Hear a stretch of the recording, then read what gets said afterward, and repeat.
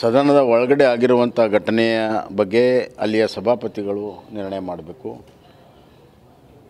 ಆದರೆ ಮೇಲೆ ಗೆರವು ಹಾಕುವಂಥದ್ದು ಒಬ್ಬ ಶಾಸಕರಿಗೆ, ಅದಾದ ಮೇಲೆ ಯಾವುದೇ ರೀತಿಯ ತನಿಖೆ ಮಾಡ್ದೇ ಕಂಪ್ಲೇಂಟ್ ಕೊಟ್ಟ ತಕ್ಷಣವೇ ಅವ್ರನ್ನ ಅರೆಸ್ಟ್ ಮಾಡಿರುವಂಥದ್ದು, ಅರೆಸ್ಟ್ ಮಾಡಿ ಅವ್ರು ನಡೆಸ್ಕೊಂಡಿರುವಂಥ ರೀತಿ, ಜುಡಿಸ್ಟಿಕ್ಷನ್ ಪೊಲೀಸ್ ಸ್ಟೇಷನ್ನಲ್ಲಿ ಅವ್ರಿಗೆ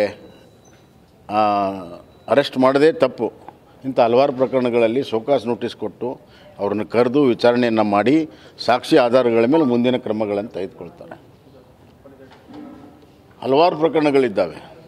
FSL ಲ್ಯಾಬ್ಗೆಲ್ಲ ಕಳಿಸಿಬಿಟ್ಟು ವಿಡಿಯೋ ಆಡಿಯೋಗಳನ್ನು ಚೆಕ್ ಮಾಡ್ತಾರೆ.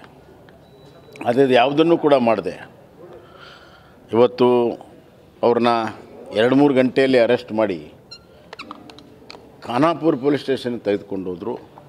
ಅಲ್ಲಿಂದ ಹಲವಾರು ಜಾಗಗಳಿಗೆ ಪೊಲೀಸ್ ಸ್ಟೇಷನ್ಗೆ ತೆಗೆದುಕೊಂಡು ಹೋಗಿ ಅವ್ರಿಗೆ ಚಿತ್ರಹಿಂಸೆಯನ್ನು ಕೊಟ್ಟು ಮಾನಸಿಕ ವೇದನೆಯನ್ನು ಕೊಟ್ಟು ಇವತ್ತು ಅವ್ರು ನಡೆಸ್ಕೊಂಡಿರುವಂಥ ರೀತಿ ಅಮಾನವೀಯವಾಗಿದೆ.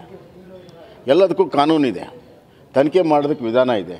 ಆ ವಿಧಾನವನ್ನು ಕೂಡ ಇವರು ಫಾಲೋ ಮಾಡಿಲ್ಲ, ಕಾನೂನು ಕೂಡ ಫಾಲೋ ಮಾಡಿಲ್ಲ. ಪೊಲೀಸರೇ ತಮ್ಮ ತನಿಖೆ ವಿಧಾನ ಮತ್ತು ಕಾನೂನನ್ನು ಉಲ್ಲಂಘನೆ ಮಾಡೋದಕ್ಕೆ ಯಾರು ಪ್ರೇರಣೆ, ಯಾವ ರಾಜಕೀಯ ಶಕ್ತಿ ಅದರ ಹಿಂದೆ ಇದೆ? ಆದ್ದರಿಂದ ಮುಖ್ಯಮಂತ್ರಿಗಳು ಭಾಳ ಯೋಚನೆ ಮಾಡಬೇಕಾಗಿರುವಂಥ ವಿಚಾರ. ಈ ರೀತಿಯ ದಮನಕಾರಿ ಪೊಲೀಸ್ ದಬ್ಬಾಳಿಕೆ ಭಾಳ ದಿವಸ ನಡೆಯೋದಿಲ್ಲ ಜನಶಕ್ತಿಯ ಮುಂದೆ.